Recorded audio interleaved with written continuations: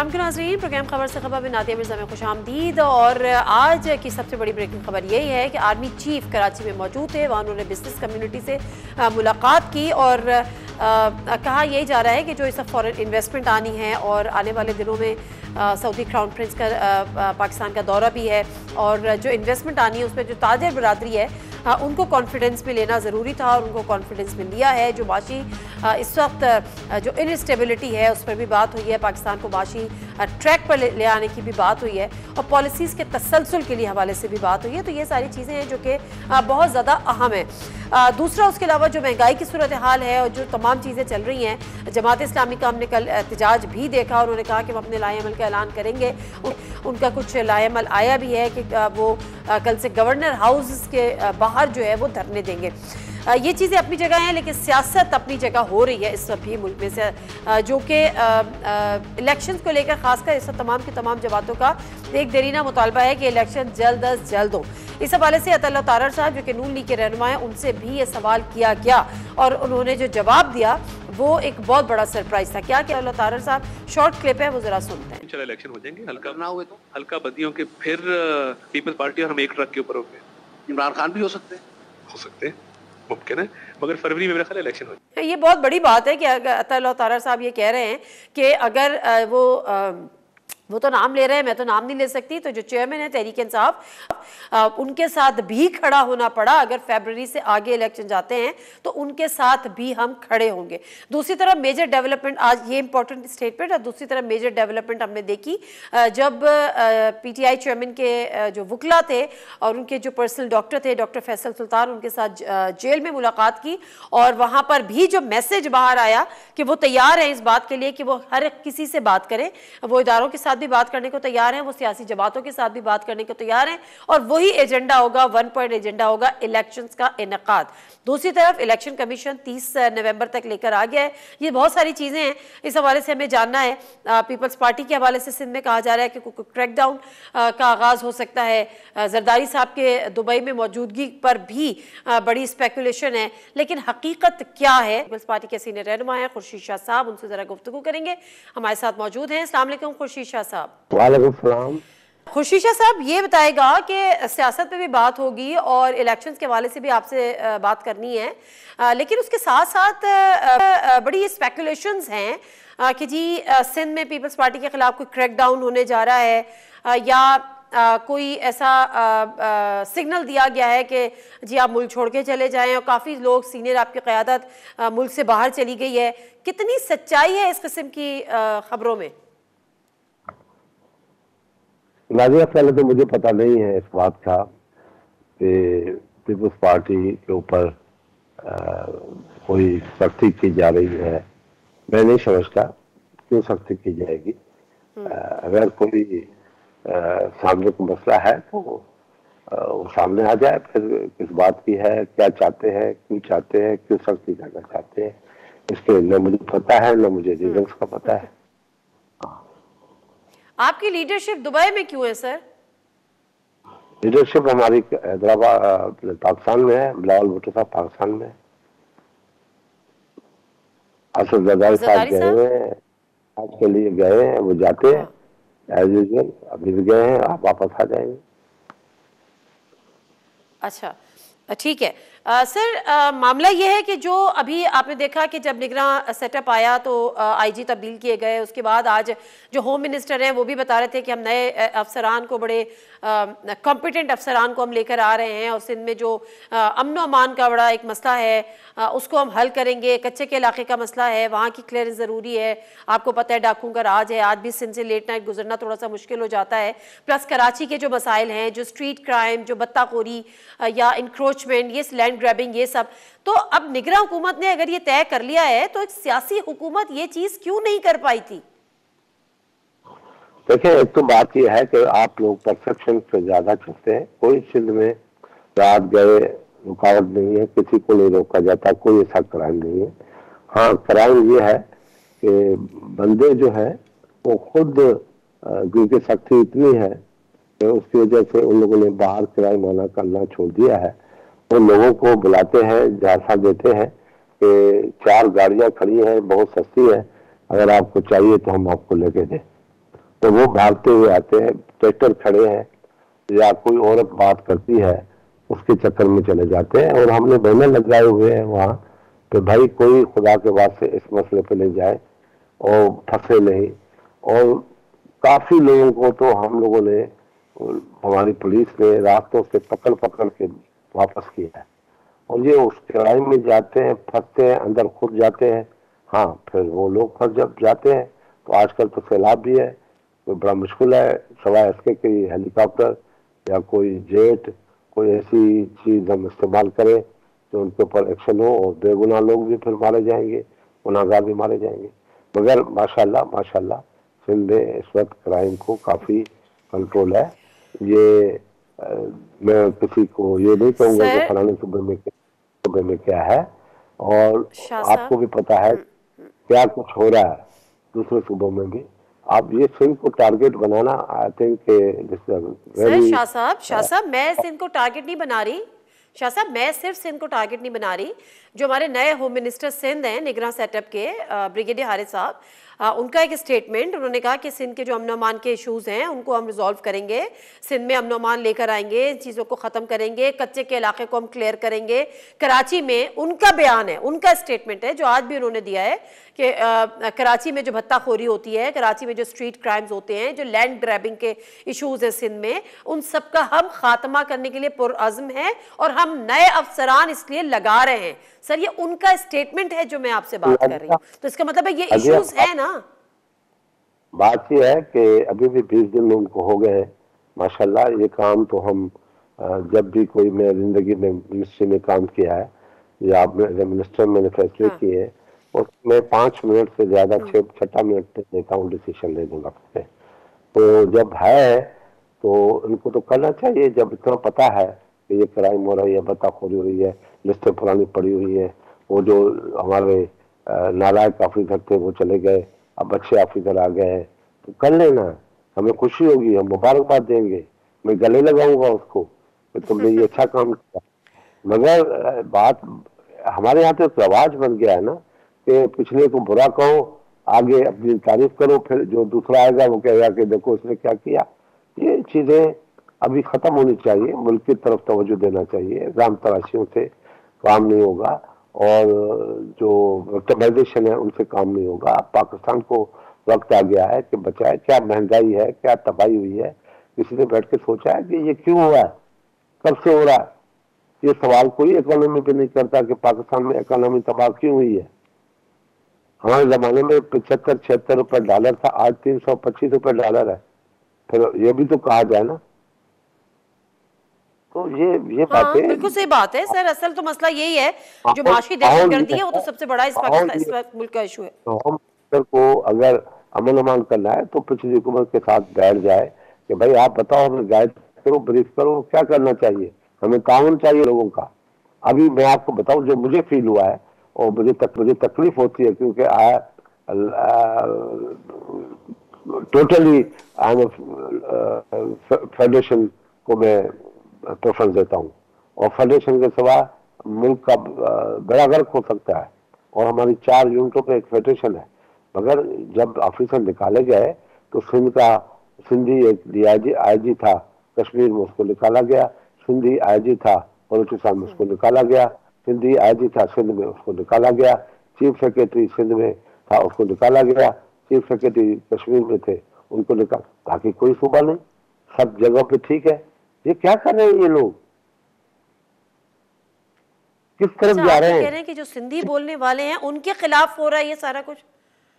उनको कहीं आजी कश्मीर को हटाया तो उसको लगा देते खैबर पख्तूनख्वा में। सिंध के आजी को ट्रांसफर किया है तो उसको लगा देते कश्मीर पंजाब में। अब ये तासुर जो आ रहा है कि ऑफिसरों को भी निकाला जा रहा है, सब कुछ किया जा रहा है, ये अच्छा तासुर नहीं है। जो भी प्लान कर रहा है, जो भी मास्टर माइंड है, उसको मेरी बात पे तवज्जो देनी चाहिए कि भाई इससे अनारकी फैलेगी। एथनिकिज्म पहले ही तबाह खेल है। पाकिस्तान की तबाही में एथनिकिज्म का बड़ा हाथ है। बुनियादी जो ढांचा है वो ये सिंधी है, ये पंजाबी है, ये पख्तून है, ये गुजर है, ये बलोच है, ये सैयद है, ये जाट है, ये हिंदू है। इससे मुल्क नहीं चलते। मुल्क चलते हैं कि प्लान करो, इकोनॉमी तो पे प्लान करो, सोशल प्लान करो। बिल्कुल दुरुस्त फरमा रहे हैं शाह साहब आप दुरुस्त फरमा रहे हैं, लेकिन अभी कोई सियासी हुकूमत तो है नहीं, अभी तो निगरान हुकूमत है। तो ये किसका ब्रेन हो सकता है ये? अभी आपने कहा कि जो निगरान हुकूमत है वो भी सियासी कहलाती है, क्या वो छोले बेचने हैं? वो सियासत कर रहे हैं, वो बैठ के मुल्क को चलाएंगे। जो मुल्क को वजीर आजम चलाएगा वो सियासतदान नहीं होगा। ये क्या बात करते हैं कि सियासी हुकूमत नहीं है? सियासत नहीं, मतलब सियासी से मुराद सियासत ज़ाहिर कोई इलेक्टेड नहीं है, कोई उनकी, ठीक देखो है, ये कोई पार्लियामेंट नहीं है, वो ज़ाहिर डे टू डे अफेयर्स को डील करना है उन्होंने। डे टू डे भी करें, मगर वो सियासत है। ये भी सियासत है ना कि हम सिंध में, अच्छा पंजाब में अमन अमान है, पंजाब में अमन अमान है, धाड़े नहीं है? मुझे बताएं आप, मैं रोज आपको भेजता रहूंगा। जो वारदातें हो रही है, जो क्राइम, जो टॉप क्लास क्राइम हो रहा है, खुदा ना खासा, जिसको जितना मजम्मत की नहीं हो रहा पंजाब में, खैबर पख्तूनख्वा में जाहिर सी क्राइम नहीं बात हो है रहा सर, जुर्म तो जुर्म है, क्राइम तो क्राइम है, जिस सूबे में भी हो। सेना के दुरुस्त फरमा रहे हैं सर। के साथ किसानों का एहतसाब किया जाएगा, सिंध पीपल्स पार्टी का एहतसाब किया जाएगा। क्या कितनी सदियों से एहतसाब हो रहा है हमारा? 55 साल तो 56 साल तो हो गए। जुल्फकार अली भुट्टो से लेके बेनजीर भुट्टो तक, बेनजीर भुट्टो से लेके आज तक हमारा ही एहतसाब हुआ है। ये जमहूरियत हम ले आए हैं, बिल्कुल सही। हम लाए हैं। अच्छा, ठीक, कॉन्स्टिट्यूशन दिया है, 18वीं तरमीम हमने दी है। किसने दी है? Peoples Party. बिल्कुल सही है, बिल्कुल सही है सर। मैं आगे बढ़ती हूँ, जरा आने वाले इंतखाबात के हवाले से ही बात कर लेती हूँ। मैं 500 अरब के केस में गया, मुझे अभी तक मेरा केस चल रहा है, को वो आ नहीं रहे, हाजिर के नोट पे लोग नहीं आ रहे। विक्टिमाइजेशन होती है, हद होती है विक्टिमाइजेशन की। अब फिर सिंध की बारी है। इस तरीके से मुल्क नहीं चलते, खुदारा जो भी इस मुल्क को चला रहा है। नहीं, आपको लगता है कि दोबारा से, मैं सर यही तो पूछने जा रही हूँ कि क्या आपको ऐसा लग रहा है कि दोबारा सिंध की बारी है? दोबारा क्या सिंध की बारी है? बारी क्या है? वो खुदा के वास्ते बैठ के सोचो, बचाओ। मतलब एक जो ये खबरें हैं कि कोई क्रैकडाउन होने जा रहा है या सिंध के हवाले से या पीपल्स पार्टी के हवाले से, उनमें सदाकत है, आप कह रहे हैं? तो जाओ लग के जेलें भी देखी है हमने, मुशर्रफ की जेलें देखी है हमने, अयूब खान की जेलें भी देखी है हमने, अभी इमरान की जेलें भी देखी है। एक एक मरतबा नहीं, दो दो तीन तीन मरतबा। जेलों से मसले हल नहीं होते, टांगों से पकड़ के अंदर लॉकअप करना, बंद होना का मसला नहीं होगा। मसला होगा डायलॉग से, रियलिटी को एक्सेप्ट करने से।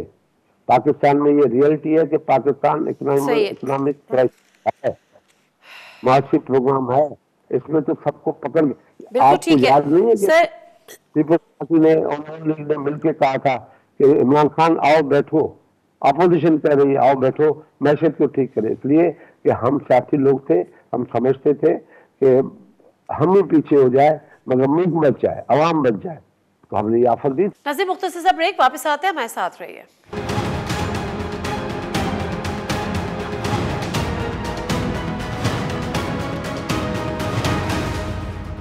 Welcome back to the show. Sir, अब लोगों का कहना ये है और ज़ाहिर पीपल्स पार्टी का कहना भी ये है कि अब बेहतर हालात के लिए और सियासी इस्तेहकाम के लिए एक इलेक्शन बहुत ज़रूरी हैं। उसके बाद जो भी मुंतखब हुकूमत आए, अब आपका 90 दिन का मुतालबा भी था और CCI के इजलास में, मैं उस डिटेल में भी नहीं जाना चाहती कि CCI में क्या हुआ और फिर उसके बाद आपने बात क्यों नहीं की। 1 महीने बाद आप लोगों ने कहा कि जी नून लीग ने हमें यकीन दहानी कराई थी, जबकि वो इनकारी है कि हमने कोई यकीन दहानी नहीं कराई थी।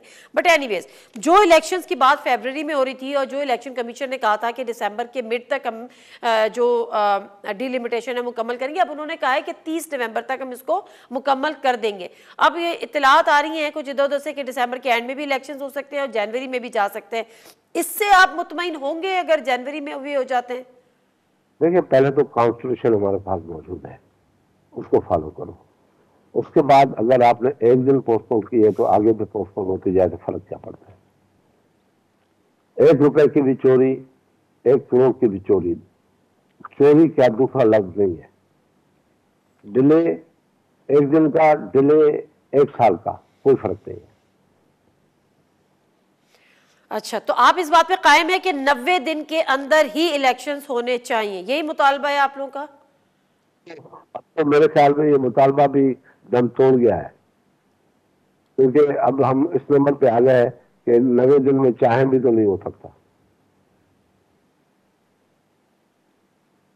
ठीक है, अब आप यानी अब आप इस चीज के लिए तैयार हैं कि अब आप चाहें भी तो 90 दिन में नहीं हो सकते, तो अगर फरवरी तक हो जाते हैं, जनवरी के एंड में हो जाते हैं, तो इस पे फिर आपको कोई एतराज नहीं है, you are okay with this? Madam Nadia Bibi, एक दिन का पोस्टपोन करना, 100 दिन का पोस्टपोन करना, 365 दिन का पोस्टपोन करना कोई पड़ता, पोस्टपोन हो गई पोस्टपोन। अब जब तुम्हारी मेहरबानी होगी पाकिस्तान के ऊपर, अगर इलेक्शन करा देते हैं तो उनकी मेहरबानी होगी, इस मुल्क के गरीब लोगों की मेहरबानी होगी, इस मुल्क में जो हुकूमत आएगी उसको फैसले करने दो, वो फैसले करें। मुझे ये बताओ। बिल्कुल ठीक है। अच्छा, अभी आपके प्रोग्राम में कहता हूँ, पाकिस्तान को बने हुए 75 साल हो गए, तो मेगा प्रोजेक्ट हैं वो किस दौर में लगे हैं? तो आज रात बैठ के कागज पन्ना लेके बैठ जाना नादिया जी, ये बड़ी रिसर्च करने की जरूरत, तो रिसर्च करने किस दौर में लगे हैं। आप लोग नाम नहीं लेते ना, ज़िया-उल-हक का दौर किसी को याद नहीं, जिसने आज इस मुल्क को इस नाज पे खड़ा किया है। 81 के जंग में हमें धकेल के तबाह बर्बाद कर दिया और आज तक हम तबाह बर्बाद हो रहे हैं, कोई आवाज आपकी तरफ नहीं उठती। क्यों नहीं उठती? क्योंकि ज़िया-उल-हक था। नहीं सर, अब ज़िया-उल-हक तो था, लेकिन उसके बाद ज़िया-उल-हक के बाद तो मुशर्रफ भी आ गया और ये सारा होता रहा, बहुत सारी चीजें होती रही। अब जिस तरह से मामलात आगे चल रहे हैं, अब कोई सामने हो या कोई सामने नहीं हो, आप बेहतर जानते हैं। कभी आपने उठाया कि डिक्टेटर्स ने क्या किया? कभी आपने इस मुल्क का बेड़ा गर्क उठाया? हर दफा उठाते हैं शाह साहब, हर दफा उठाते हैं, हर दफा उठाते हैं, हमेशा उठाते हैं। लेकिन मैं इस वक्त शाह साहब माजरत के साथ जी, हम थोड़ा सा माजरत के साथ सर, मेरे पास टाइम थोड़ा सा महदूद है शाह साहब, बड़ी with all due respect time थोड़ा सा महदूद है। मैं चाह रही थी कि ज़्यादा से ज़्यादा सवालात आपसे कर लूँ, क्योंकि अभी आपने भी कहा कि जी अब ठीक है इलेक्शंस आगे हो जाते हैं तो जनवरी में हो जाते हैं, फरवरी में हो जाते हैं, सारे एक दिन का पोस्टपोन तो डिले ही है, चाहे वो 1 दिन का हो 2 दिन का हो। अच्छा, एक चीज़ और हमें पूछनी थी, जो सेंट्रल एग्जीक्यूटिव, ये जो आपकी पार्टी में शो कॉज नोटिस दिया गया लतीफ़ खोसा साहब को, फिर शो कॉज नोटिस दिया गया एतजाज़ अहसन साहब को, और आपकी जो पंजाब की जो लीडरशिप है जो आपकी पार्टी की है, उसने तो प्रेस कॉन्फ्रेंस भी कर डाली थी इन दोनों के खिलाफ, लेकिन सीसी में दोबारा से एतजाज़ अहसन साहब की मौजूदगी, हमें ज़रा लतीफ़ खोसा साहब का और एतजाज़ अहसन साहब का स्टेटस बता दें, पार्टी में क्या है? देखें, पहले तो बताऊं कि एतजाज़ अहसन सीसी का मेंबर है, उसको कोई शौकात नोटिस नहीं था। हम डेमोक्रेटिक लोग हैं, ये उनकी आज़ादी है, वो बोल सकते हैं, पार्टी को गाइड कर सकते हैं। अगर जब पार्टी के डिसिप्लिन आगे चलेगा, वो उसके खिलाफ बोलेगा तो उसको शौकात से मिलेगा, एक्शन भी होगा। एक्शन क्या हुआ? एक्शन उन पे शौकात आ गया, उसने जवाब नहीं दिया, उसके बाद पार्टी फैसला करेगी। शौकात का जवाब नहीं दिया, शौकात का जवाब नहीं दिया और आपने सीसी में दोबारा बिठा लिया। था ऐसे आपको शौकात नोटिस नहीं मिला था, और उसने ऐसी कोई बात नहीं की खिलाफ पार्टी के बात करता रहा, मगर पार्टी के खिलाफ उसने एक लफ्ज नहीं कहा। और लतीफ़ खोसा साहब उसने पार्टी के ऊपर किया कुछ, जो कुछ किया आपने सुना नहीं? अच्छा, मैंने एक दिन कबल लतीफ़ खोसा साहब हमारे प्रोग्राम में थे, मैं एक छोटा सा क्लिप चलाना चाहती हूँ, उसमें जरा आपके कमेंट बहुत ज़रूरी है सर, और बड़े इंपॉर्टेंट भी हैं। तहरीक इंसाफ की इतनी तारीफें करते हैं, आपकी पीपल्स पार्टी में मुश्किलात नहीं कर रहे आप अपने लिए? कर तो चुके हैं। नहीं, मैंने तो जरदारी साहब और बिलावल को कहा, मैंने कहा जी ये जो आपको लोग यहाँ गुमराह करते हैं कि एक जरदारी सब पे बारी, अगली बारी फिर जरदारी, जरा बाहर निकले, लोग मन की गालियां दे रहे हैं। मैंने कहा क्यों हम अपने आप को शरीफों के खिलाफ डबो रहे हैं? सर ये खोसा साहब का मैं इसीलिए पूछ रही हूँ कि खोसा साहब की जो इस वक्त जो उनकी लाइन है वो पार्टी से हटकर ही तस्वुर की जा रही है, तो क्या है इस वक्त स्टेटस उनका पार्टी के अंदर? देखिए, ये पार्टी, आपने सुना वो क्या कह रहे थे? जब मैंने वो भी सुना, अब इससे बचकर वो क्या कहेंगे, गालियां आपको दे रहे हैं, गालियां जब बाहर निकले, क्या बिलावल साहब बाहर नहीं निकलते? बिलावल साहब की आखिरी स्पीच सुनी थी आपने पार्लियामेंट के अंदर? सुनी थी? जी जी बिल्कुल सुनी थी। फिर उसके बाद आपको कहने की, किसी को कहने की क्या जरूरत है? क्योंकि पॉलिसी सामने आ गई। लतीफ खोसर साहब पार्टी में हैं इस वक्त या पार्टी रुकनियत मुअत्तल है उनकी? मुझे पता नहीं है, क्योंकि मैं चीजों में नहीं हूँ, मुझे पता नहीं है। लतीफ खुदा की वक्त की अच्छी बात है, इसका कोई शक नहीं है। अगर वक्त के साथ चलते हैं, ये एक गाड़ी है, ट्रेन है, चलती है, कोई उतरता है, कोई चढ़ता है। 55 साल में बहुत से लोग आए, बहुत से चले गए, बहुत से खुदा के पास चले गए। सही बात। राज था, वो भी प्राइम मिनिस्टर बना, फारूक लगावी था, ठीक है साहब था।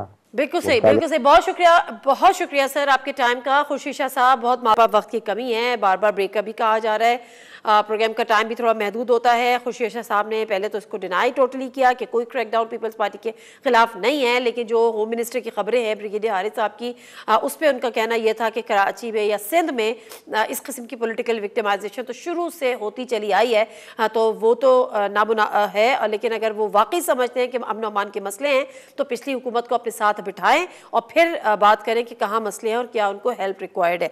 ब्रेक ले लेती हूँ, ब्रेक से वापस आती हूँ तो ब्रिगेडियर हारिस नवाज साहब हमारे साथ होंगे, इन तमाम सवालों के जवाब उनसे भी लेते हैं।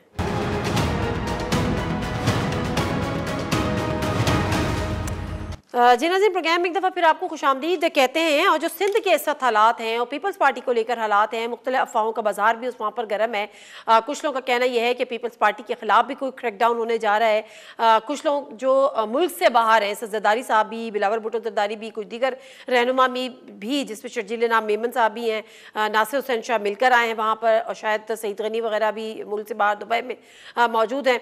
कुछ अफवाहें ये भी आई गर्दिश करी कि जी कोई क्रैकडाउन है। इस पस मंज़र में जरदारी साहब को कहा गया कि मुल्क छोड़कर चले जाएं, और अमन अमान के बहुत सारे इश्यूज, फिर तकर्रियाँ, तबादले, ये सारी चीज़ें भी वहाँ पर हो रही हैं। तो ज़रा जानते हैं, इस वक्त हमारे साथ मौजूद है care taker interior minister brigadier Haris Nawaz साहब। अस्सलाम वालेकुम ब्रिगेडियर हारिस नवाज साहब। सलाम ब्रिगेडियर साहब, ये कराची और सिंध और पीपी से पहले अभी एक खबर भी 1 घंटा पहले ब्रेक हुई है कि चीफ ऑफ आर्मी स्टाफ जो हैं कराची में मौजूद थे, उन्होंने कुछ बिजनेस कम्युनिटी से मुलाकात की है। इस हवाले से कोई खबर दे सकते हैं आप डिटेल? देखिए, मैं असल में आउट ऑफ कराची था, मैं अभी आई हूँ, बट आई एम श्योर वो जो आजकल इकोनॉमिकल रिवाइवल की बात है, उसके लिए जो उन्होंने एक नया इनिशिएटिव भी लिया हुआ है, वो आपने पता ही SIFC, जिसमें स्पेशल फैसिलिटेशन हमने कॉन्फ्रेंस बनाई हुई है, वो बहुत अहम है इस बारे में, SIFC जिसको हम कहते हैं। और उसमें बेसिक पर्पज ये है कि किसी तरीके से भी इकोनॉमी को रिवाइव किया जाए, बिजनेस कम्युनिटी का जो कॉन्फिडेंस लो है उसको रीस्टोर किया जाए, उनको एश्योरेंस दी जाए, क्योंकि अभी बाहर से बहुत इंसेंटिव आने, इन्वेस्टमेंट आनी है। अब उसके लिए ज़ाहिर है कि विनीत के जो प्रोजेक्ट्स हैं, जैसे वो आ रही ज़राअत भी है, उसमें इंफॉर्मेशन टेक्नोलॉजी भी है, फिर उसके बाद थर्ड माइन मिनरल्स है, और लास्ट डिफेंस प्रोडक्शन। तो इसको आप वांट टू हार्मोनाइज करना चाहते हैं कि इसको बेस्ट पॉसिबल एफिशिएंसी के साथ जितनी इन्वेस्टमेंट आए उसमें लोगों को रोजगार भी मिल जाएगा, और जो पैसा जो वहां से आ रहा है सॉरी माजरत सर, बिल्कुल दुरुस्त। ये आपने इन्वेस्टमेंट का जिक्र किया, ये किस इन्वेस्टमेंट की आप बात कर रहे हैं? कहाँ से आनी है, कब तक आनी है? देखें, ये तो आई एम श्योर कि अभी आपके सामने आपको पता होगा कि 10 तारीख को क्राउन प्रिंस आ रहे हैं सऊदी से, जो मोहम्मद बिन सलमान वो आ रहे हैं, वो भी आके अनाउंस करेंगे। वी आर एक्सपेक्टिंग 6 महीने में कम से कम 15 से 20 बिलियन डॉलर की इन्वेस्टमेंट आएगी। We are not going for any aid, इसलिए हमने भी किया और आर्मी ने भी किया। उन्होंने यही कहा कि आर्मी का अगर हमें एश्योरेंस होगी ताकि कॉन्टिन्यूस पॉलिसी में पॉलिसी चेंज होगी, then we are ready to do it. और अगर आर्मी किसी चीज पे विड्रॉ करती है, then we can take investment back. तो इसलिए chief army staff is very active, he wants to ensure कि इसको इकोनॉमिक रिवाइवल किया जाए। मुल्क के हालात हमारे सामने हैं, रोजाना आपके इलेक्ट्रिक के बारे में देख लें, बिजली के बारे में, गैस के बारे में, पेट्रोल के लोग हड़तालें कर रहे हैं।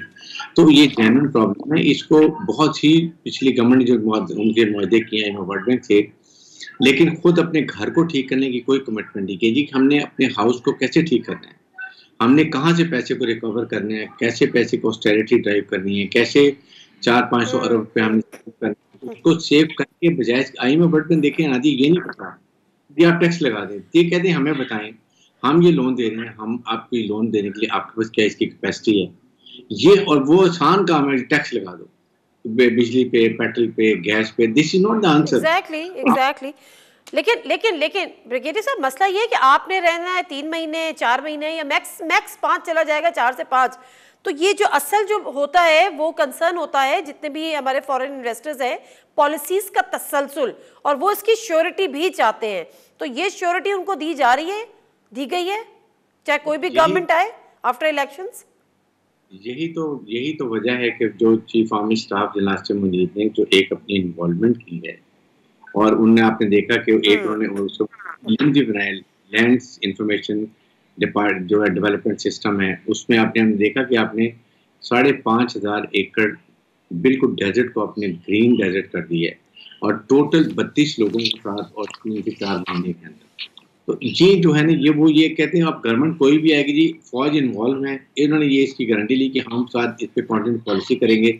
इसलिए आपने देखा केयर टेकर को भी थोड़ी सी पावर दी गई है, अगर कहीं थोड़ा सा 3 से 4-5 महीने लग जाते हैं तो इसमें भी कुछ चीज रुकनी नहीं चाहिए, इसलिए पावर दी गई। जो बड़े इतराज कर रहे थे केयर टेकर को, बिल्कुल सही, दुरुस्त, बिल्कुल दुरुस्त।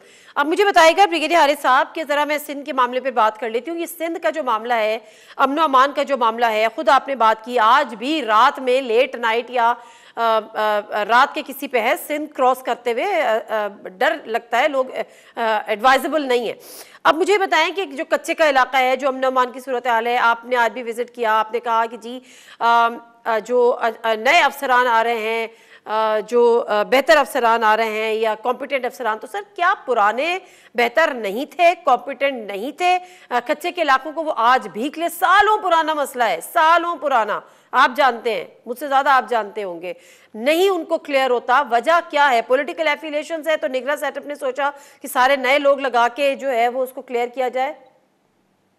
देखिए नादिया, पुराने भी बहुत competent, there is no doubt, नए जो लगाएंगे उनको भी चेक करके बहुत अच्छे लगा रहे हैं। जो पॉलिटिकल इन्फ्लुएंस होता है ना, जो आपके ऊपर unnecessary to compromise on merit के ऊपर, या आपको वहां पर पॉलिटिकल इन्फ्लुएंस लोगों का होता है जी कि ये हमें वोट बैंक लेना है, हमारा वोट बैंक से कोई ताल्लुक नहीं। At least I am post about it as long as I am given responsibility will ensure कि मैं अच्छे लोगों को लगाऊं, उनको पैटर्न, उनको सपोर्ट भी करूं, उनको बैकअप सपोर्ट भी दें, और कोई पॉलिटिकल इन्फ्लुएंस नहीं होगा, चाहे कोई पथारीदार है, चाहे उस पर पॉलिटिकल इन्फ्लुएंस है, कोई बिजनेस पक्के के एरिया में जो कच्चे काम को फैसिलिटेट करते हैं डाकुओं को, हर एक के खिलाफ हम ऑपरेशन करने जा रहे हैं इंशाल्लाह 2-3 महीने हफ्ते में, इसलिए कि 1-2 दिन में तैनातियां होंगी, they take 3-4 days to get settle and then we are like Karachi के अंदर बेसिक इशू है कि स्ट्रीट क्राइम्स इंतहा को पहुंच चुके हैं, जो आपने बात की। नंबर 2 मुनशियात इंतहा से ज्यादा होती है। ये हम इसके रूट कॉज कहाँ बनती है, कहाँ से आती है, कौन फैसिलिटेटर है, कौन प्रोवाइड करता है, कौन बेचता है, वे उनको, ये नहीं कि बच्चे को उठा ले नशा किया हुआ किसी का। I want to go for the root cause, ताकि हम खत्म करें इसको। 65% हमारी यूथ है उसमें आई, तो इंशाल्लाह बहुत अच्छी बात है। 2 चीजें और सर क्लियर, भत्ताखोरी, इंक्रोचमेंट, लैंड ग्रैबिंग, इसके खिलाफ भी हो रहा है, ऑपरेशन होगा। बिल्कुल, भत्ताखोरी को किसी हालत में बर्दाश्त नहीं किया जाएगा। बिजनेस कम्युनिटी को मैं इंशाल्लाह लैंड ग्रैबिंग जिस पुरानी की है, अगर किसी के आएगी मेरे पास कंप्लेंट की जिससे ज्यादती हुई है और ज्यादती हुई है, वो उसको रिस्टोर करके देंगे, और देयर इज नो क्वेश्चन के अगर आइंदा के लिए यहाँ पर कोई किसी किस्म की भी कोई आप यहाँ पर लैंड ग्रैबिंग हो, उसको हम 0 टॉलरेंस करेंगे। वो एरियाज में बहुत अच्छे DIGs और DS और SSPs भेज रहे हैं विद टोटल मॉनिटरिंग के इस पे कोई compromise. We want to ensure safety of people of Sindh and Karachi. Sir बहुत अच्छी बात है, लेकिन आपको इल्म में है कि ये जो लैंड ग्रैबिंग होती है, इंक्रोचमेंट होती है, कहीं ना कहीं भत्ताखोरी भी होती है, इसके ताने बाने कहीं ना कहीं जाके पॉलिटिकल शख्सियात से या जो पॉलिटिकल गवर्नमेंट्स हैं उनमें बैठे लोगों के या कुछ ब्लैक शीप्स कह लीजिए, मैं डायरेक्टली किसी का नाम नहीं ले रही, आप मुझसे बेहतर जानते हैं, उनके साथ जुड़ते हैं, जाके कनेक्टेड हैं। तो क्या हम ये समझें कि तमाम सियासी जो एफिलिएशंस है उससे बालातर होकर और ज़रूरत पड़ी तो जो सियासी शख्सियात हैं उनको भी इस घेरे में लिया जाएगा? नादिया, कोई पॉलिटिकल प्रेशर, कोई पॉलिटिकल इन्फ्लुएंस किसी किस्म का we will not tolerate, it is zero tolerance. और जो भी इन्वॉल्व होगा इन चीज़ों के अंदर उनको क्रिमिनल प्रोसीडिंग के अंदर हम जरूर इन्वॉल्व करेंगे। लेकिन पॉलिटिकल विक्टिमाइजेशन हमारा टारगेट नहीं है। और ये जो बातें कर रहे हैं कि जरदारी साहब वो इतने लोग, बिल्कुल गलत है। No such thing. जिनके खिलाफ नैब में ये क्रिमिनल केसेस हैं उनको पुलिस उनके खिलाफ ये नैब एक्शन कर रही है। हम किसी को किसी किस्म की पॉलिटिकल करना नहीं। अच्छा, तो ये जो इम्प्रेशन है कि जी पीपल्स पार्टी के खिलाफ कोई क्रैकडाउन शुरू होने जा रहा है, इसलिए पीपल्स पार्टी की शख्सियात जो है वो दुबई चली गई हैं, इनमें कितनी सदाकत है? देखिए, मीटिंग उनकी वहाँ होती रहती है। अगर अपनी मर्जी से कोई जा रहा है दे, और इसका मतलब है कि किसी को स्टॉप लिस्ट पे नहीं जो जा रहे हैं, इसका मतलब they are all open to go and they are clear to go. तो ऐसी कोई बात नहीं है। हमारा काम पॉलिटिकल विक्टिमाइजेशन नहीं है। हमारा काम है जो 3 से 4 ये। लेकिन अगर पॉलिटिकल शख्सियात चाहे वो पीपल्स पार्टी की भी हो वो इसमें आ जाती हैं, जो क्राइम्स में अगर कोई इन्वॉल्व होता है तो फिर उसके खिलाफ भी कार्रवाई होगी। बिल्कुल ठीक है, बिल्कुल होगी। ठीक है। अच्छा, नो फ्लाई लिस्ट में कितनों के नाम है जिनकी वाबस्तगी पॉलिटिकल वाबस्तगी है या पॉलिटिकल वो शख्सियात है? सुना है कि कुछ लोगों के घर छापे भी मारे जा रहे हैं और कुछ लोगों के नाम जो है वो नो फ्लाई लिस्ट में भी गए। मेरे हिसाब से तो किसी का भी नहीं है। जो कोई ऐसे लोगों ने जितने कंपनी नाम है नैब के हैं या उन्होंने बहुत ज्यादा, और वो भी प्राइवेट लोगों ने, उनको के खिलाफ 3, 4, 5, 6 लोग होंगे। इसके अलावा कोई नहीं है। और मेरे ख्याल में जो लोग जा रहे हैं यहाँ से, जितने लोग नाम लिए, अगर जा रहे हैं आ रहे हैं, कोई लिस्ट बनी है नो फ्लाई लिस्ट? सर कोई लिस्ट बनी है नो फ्लाई लिस्ट? लिस्ट नहीं बनी है, बिल्कुल नहीं है। ऐसी बात नाम ने कोई इंस्ट्रक्शन पास किया। ठीक है, ओके। अब सर एक चीज और बता दीजिएगा कि इस हवाले से जो अब जो इम्प्रेशन था उसकी तो आप टोटली नफी कर रहे हैं कि ऐसा कुछ नहीं, लेकिन कुछ छापों की इतलात है, कुछ रेड्स हुए हैं पीपल्स पार्टी के घरों में, ऑल तो कि वो फेक भी हैं। जिस तरह से शाजिया मरी साहिबा का चलता रहा कि जी नैब ने छापा मारा, 97 अरब रुपए कर दिए, उन्होंने उसको काउंटर भी किया और प्रोपेगेंडा भी करार दिया, लेकिन उससे पहले मुकेश चावला के हवाले से भी ये खबर चलती रही। क्या ऐसा कुछ छापे वापे ये वो इनके अलावा भी कुछ हो रहे हैं? कोई रिकवरी हो रही है? बिल्कुल fake, nothing to do, absolutely wrong, and I deny. शादी, I want to get permission. एक प्रॉब्लम हुई, you have to go. तो मैंने कहा मैं आपका कमिट किया तो मैं रुक जाऊँ, because everybody is waiting there. I hope you allow me to go. Okay, sure sir, thank you very much. Brigadier Haris Abbas से गुफ्तगू जो कि होम मिनिस्टर सिंध, और दो चीज़ उन्होंने कहा, एक तो ये कि कोई पॉलिटिकल विक्टिमाइजेशन नहीं है, ऐसा कोई इरादा नहीं है कि पीपल्स पार्टी के खिलाफ कोई क्रैकडाउन हो, ना ही ऐसे कोई मैसेजेस हैं कि जिसकी वजह से मुल्क से बाहर वो अपनी मीटिंग्स के सिलसिले में जा रहे हैं। हाँ, अलबत्ता जो क्रिमिनल्स हैं उनके लिए ज़ीरो टॉलरेंस होगी, और क्राइम्स के खात्मे के लिए, जिसमें जो सिंध के कच्चे के इलाके हैं उनकी भी क्लियरेंस ज़रूरी है। कराची का जो सबसे बड़ा मसला स्ट्रीट क्राइम्स, उस पर भी फुल फ्लेज ऑपरेशन होगा जीरो टॉलरेंस के साथ, with no any compromise, plus land grabbing, भत्ताखोरी। ये एक बहुत अच्छा इनिशिएटिव होगा अगर ये फुलफिल हो गया, क्योंकि इस किस्म के ऐलानात, इस किस्म की ख्वाहिशें, इस किस्म की विशेज़ और इस किस्म के इनिशिएटिव्स हम हर आने वाली दिन हुकूमत से और जाने वाली हुकूमत से और निगरां हुकूमत से सुनते तो हैं, लेकिन ये ख्वाब कभी पाया तकमील तक नहीं पहुंच सका। हमारी दुआएं हैं कि जो ये कह रहे हैं इसमें वो कामयाब भी हो और इसका जड़ से खात्मा भी कर सकें। मुख्तसर सा ब्रेक ले लेती हूँ, ब्रेक से वापस आते हैं, हमारे साथ रहिए।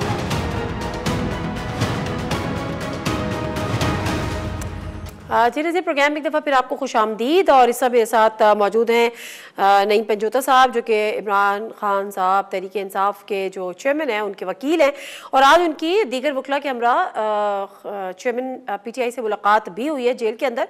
कुछ अहवाल जानेंगे और कुछ केस के हवाले से भी बात करेंगे। अस्सलाम वालेकुम नईम पंजोता साहब। आपका जी बहुत शुक्रिया नवाजिश। नहीं पंजोता साहब बताएगा कि जो उनके डॉक्टर हैं चेयरमैन पीटीआई के फैसल सुल्तान साहब, उनके हमरा वकला की टीम के साथ आपकी मुलाकात हुई।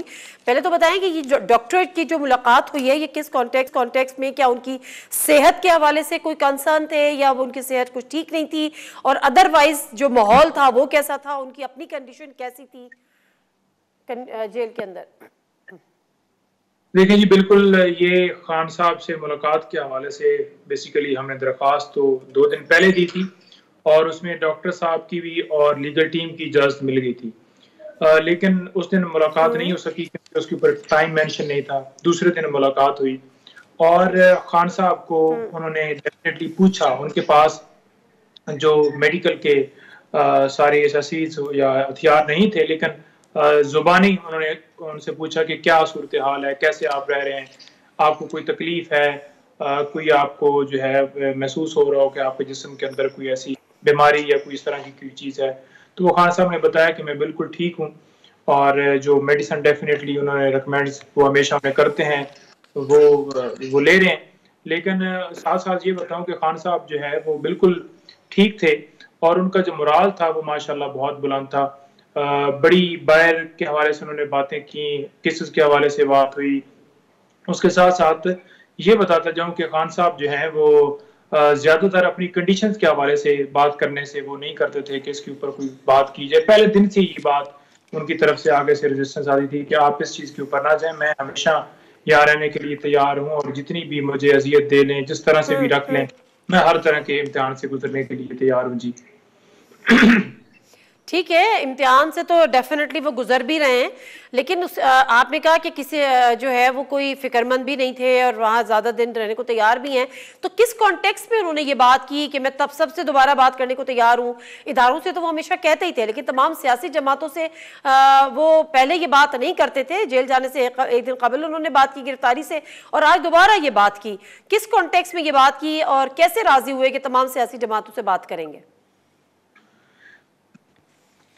देखें, जो बात ये की जा रही थी जी, ये जो बात की जा रही थी ना कि खान साहब ने जो है वो मुख्तलिफ जो है पार्टियों से बात करने के लिए और बैठने के लिए तैयार हो गए, वो सिर्फ और सिर्फ एक एजेंडा था। मैंने उनसे गुजारिश की कि आप मुझे सर ये बताएं कि क्या पोजीशन है, क्योंकि बाहर बातें चल रही हैं कि आपने कोई डील कर ली है, आप बाहर जाना चाहते हैं, आप मिन्नत समाजित कर रहे हैं, आप जो है वो चाहते हैं कि मुझे जेल से निकालें, आपने मुख्तलिफ बंदों के जरिए पैगाम भिजवाया है। बीबी साहिबा के हवाले से बड़ी खबरें इसी तरह से वो गर्दिश कर रही हैं, तो उन्हें तो पता ही नहीं था कि क्या कौन सी खबरें हो रही हैं। तो मैंने जब बताया और मैंने पूछा कि इसके ऊपर हमारा क्या है, क्या वाकई है ऐसी कोई बात, तो उन्होंने हर उस जो खबर चल रही थी हर खबर की तरदीद की कि किसी तरह से ना मैंने किसी को कहा है, ना मैंने कोई मिन्नत समाजित की है, ना मैंने कोई ये कहा है कि मैं बाहर जाऊंगा। बाहर वो जाएं जिनकी जायदादें बाहर हैं। क्या उनको कोई मैसेज कन्वे हुआ है, कोई ऑफर हुई है कि आप मुल्क से बाहर चले जाएं, सियासत से ब्रेक ले लें तो आपको कोई रियायत दी जा सकती है, कोई रिलीफ दिया जा सकता है? देखिए, मैंने उनसे ये सवाल पूछा था कि आप तक ऑफर्स के हवाले से ये बातें चल रही हैं, तो उन्होंने कहा जी कि देखें, मेरी सिर्फ इसके ऊपर सिर्फ एक जवाब दें, जो भी कोई गलत अफवाहें फैला रहा है ना जी, वो बिल्कुल हर खबर की मैं तरदीद करता हूँ। मैं बैठने के लिए तैयार हूँ, इस हद तक बैठने के लिए तैयार हूँ कि सिर्फ और सिर्फ इलेक्शन का एजेंडा जो है वो मेरे सामने लाया जाए कि इलेक्शन करवाया जाए। इसके अलावा कोई किसी तरह से मैं किसी के साथ बातचीत करने के लिए तैयार नहीं। ये वाज़ेह मौक़िफ़ है।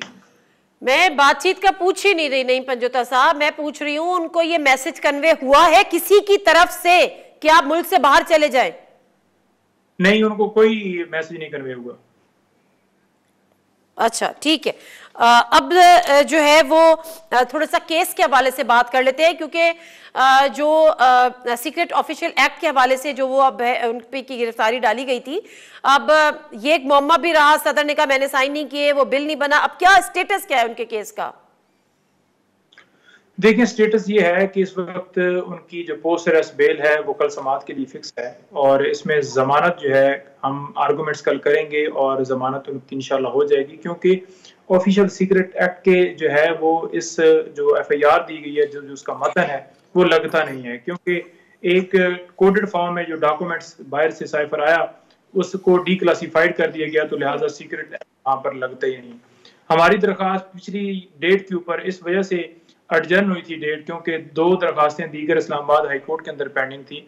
उसके अंदर 2 इस्तदाएं थी कि एक तो जो कोर्ट ट्रांसफर की गई है अटक जेल में वो, और दूसरा ओपन ट्रायल किया जाए वो। तो सेम नीयत की दरखास्तें नीचे जो जज साहब हैं उनके पास भी थी। तो इस वजह से उन्होंने कहा कि आपका मामला अगर पेंडिंग है तो हम इसके ऊपर डिसाइड नहीं करते। पोस्ट अरेस्ट बेल के लिए कानून ये है कि अगर दीगर दरखास्तें इस जो बेल के अलावा पेंडिंग है वो उस वजह से रुक नहीं सकती, बेल के ऊपर आर्गूमेंट जो है वो होने होते हैं, उसके अंदर कोई पाबंदी नहीं है।